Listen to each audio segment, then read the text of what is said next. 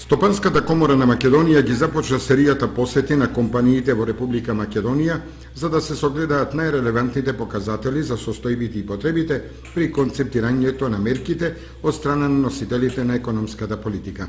Мак прогрес секогаш била и во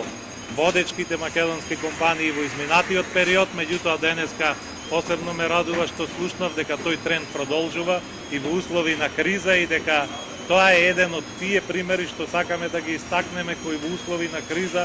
со зголемен раст, со зголемено производство практично се спротивставуваат на кризата и одат напред. Тие компании мора да бидат поддржани од владата на Република Македонија, тие компании мора да имаат поддршката од сите во Република Македонија, затоа што развојот на Македонија носи само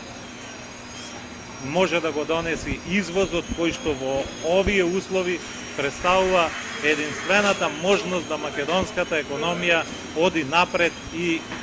го задржи темпото кое што ќе гарантира нови вработувања, зголемување на бруто домашниот производ и спротивставување на кризата. Она што како Стопанска комора, најголема бизнис заедница во државата, сакам да го истакнам, е дека ние со ваквите посети и со истакнувањето на позитивните примери ќе продолжиме во Источна Македонија и во наредните денови и дека ќе лобираме кај владата на Република Македонија континуирано да тие компании извозните бидат помогнати,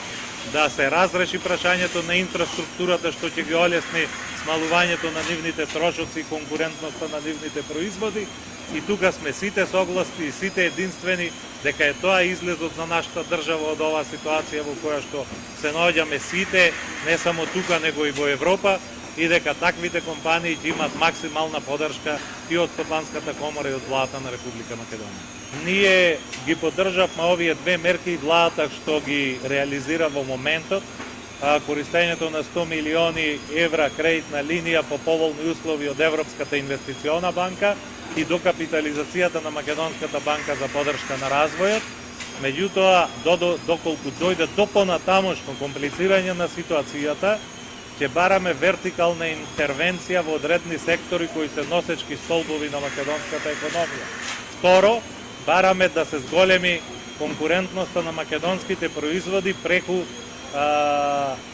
директна поддршка на домашното производство од страна на владата, преку определени субвенционирања, преку определени кредитирања, кои што ќе овозможат компаниите да го задржат постојниот број на вработени и да остварат било каков раст, кој што во услови на сеопшта рецесија во Европа ќе биде многу значаен елемент. Делегацијата на Стопанската комора на Македонија ја посети компанијата Винчини во Виница, а денешниот престој во Источна Македонија го искористи и за посета на компаниите Бомекс Рефрактори во Пехчево, која работи со 100% капитал од Република Србија, и на приватната текстилна компанија Палтекс, акционерско друштво во Делчево.